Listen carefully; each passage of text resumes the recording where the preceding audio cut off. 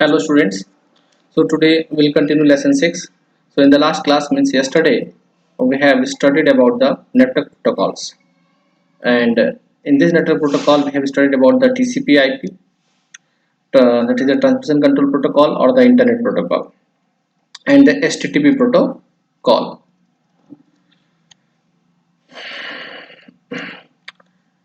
Now today we will study about the FTP protocol, which is the file transfer protocol. Now this FTP protocol is a standard internet protocol. It is one of the simplest and easiest way to exchange the files between two or more computers on the internet. So if you want to exchange, if you want to send a file from one computer to the other computer with the help of the internet, so this exchange medium follows the file transfer protocol. So to exchange the files between two or more computers on the internet, we use the FTP client and FTP server software. So the client will send the file to the server software, or server software will send the file to the client. As you can see in the figure, this is the FTP client and this is the FTP server, and the data connection is initiated from the server side. Here the data connection is initiated from the server side. If you are going to download any file, then FTP server sends acknowledgement signal, means FTP server first establish the connection with the FTP client, and when the connection is established, then after it will FTP server sends the ready signal to the FTP client that you be ready, get ready, and I am going to send the packets, send the files. Now after that the packets are sent to the FTP client. This FTP uses the internet TCP/IP protocol to download the software programs to our computer from other sources. Yes, from over the internet we download many files with the help of this FTP protocol only. The source can be a web server or a remote host over the internet. So this may be a web server, maybe the web server of the Facebook, maybe the web server of the WhatsApp. You can use the FTP either using a GUI based software, means graphical user interface software, or via the Microsoft DOS prompt.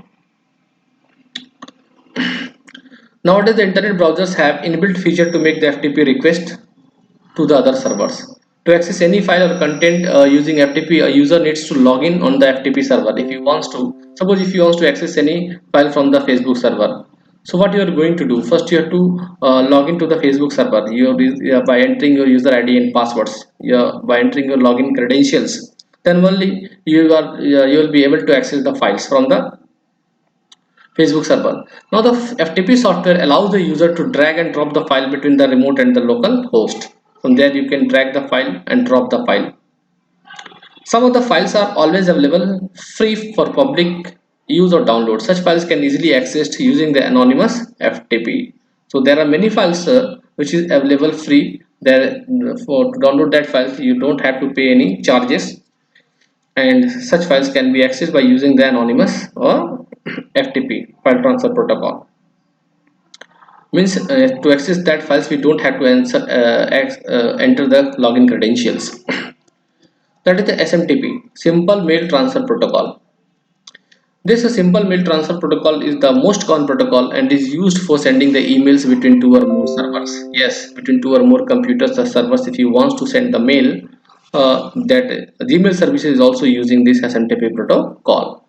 This protocol has a limited ability to queue the message at the receiver's end. So yes, it has a limited storage capacity, that at the receiver's end you cannot queue the messages more than the limited size, restricted size. So hence we need some other protocols for email retrieval. Now if you want to access the email, or you can say the emails of 1 years back, for that we had to follow the another protocol which is called the POP protocol. So it is generally used to send the messages from a mail client to a mail server. Now the mail server will provide you the messages of the 1 year back. POP and IMAP are the free email retrieval protocols. This is the POP, Post Office Protocol, or the Internet Message Access Protocol. IMAP are the are email retrieval protocols which are used by the Gmail. Hence, we always need to specify both the SMTP and POP IMAP servers whenever we configure our email applications. So we have to specify both, that SMTP and POP IMAP servers, whenever we configure our the email applications, so our mail can access the both the servers, SMTP server also or IMAP server also. If you will not give the permission, if you will not configure the settings, so maybe you cannot access the things. Okay, next the IMAP and POP protocol. As you can see here, as you can see here,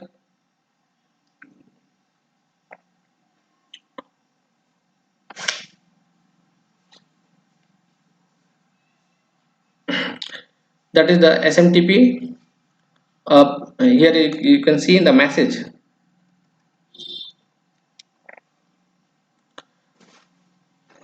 Here you see in the figure 6.20 working of SMTP along with the POP.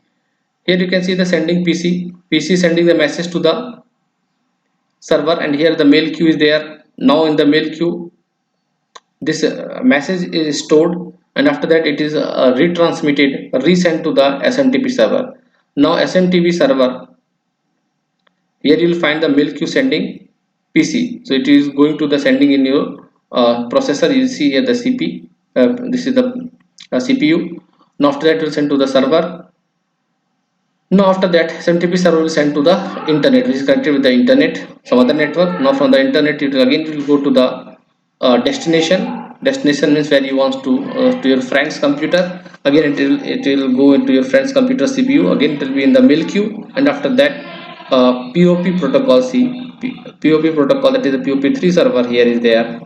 Now that post office protocol server will access that mail from there and send that mail to the receiving computer, means your friend's computer, as you can see this. Now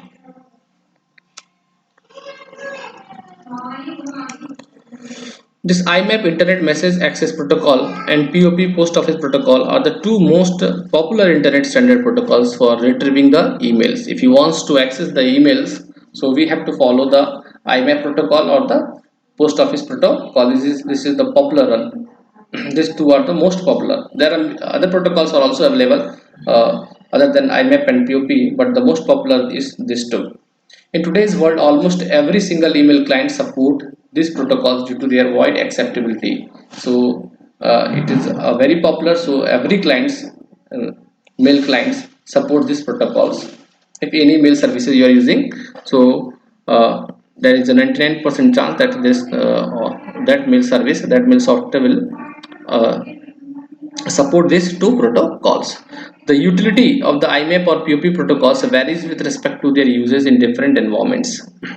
Now, when configuring a mail application, it is essential to specify both the sending protocol, SMTP, and the receiving protocol, POP or IMAP. So, if you want to use this services, these protocols in different environments, so when you configure your email application, so there at that time you have to specify this both sending protocols that you are going to use it. You have to give the permission, you have to allow it. Okay.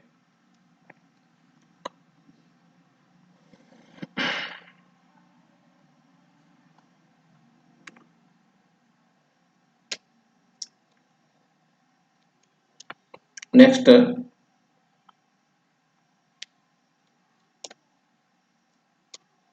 is the cloud computing. Okay. So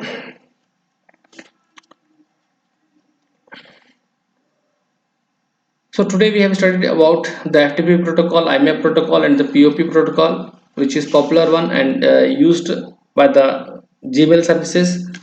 So in the next class we will discuss about this cloud computing and the types of cloud. That is, you can see the public cloud, private cloud, hybrid cloud, community cloud.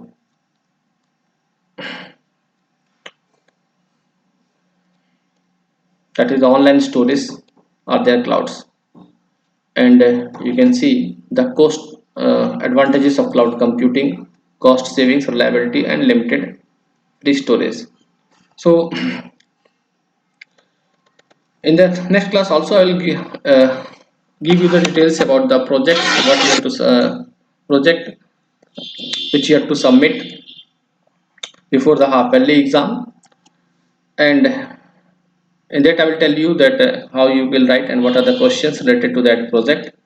In the book is also given, as you can see, go through the book, there are given at the beginning also and at the end also. Beginning it is given that what how many types of the questions, how many questions are needed in the project, and at the end you will see the samples of the project, that how you have to work. Many topics are given there at the end of the book, that you can see it there. Okay, so about this I will discuss in the next class, and that you prepare it, because the your half yearly exam will be of only that is the 30 marks, and your practical will be the 70 marks.